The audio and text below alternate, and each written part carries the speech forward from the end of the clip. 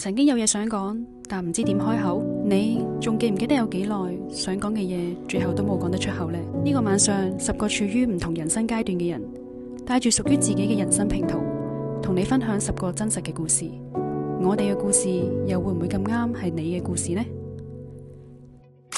獵頭日日幫人寫 CV 搵工，但自己故事可以點樣寫呢？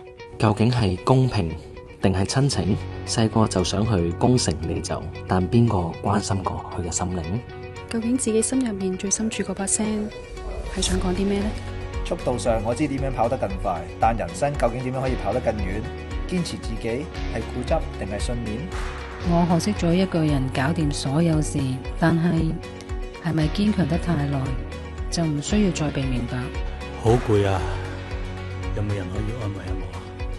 我將人生痛點變亮點，照亮自己，亦都可以幫到他人，成就非凡人生。其實人生咁多條路，揀邊條路好呢？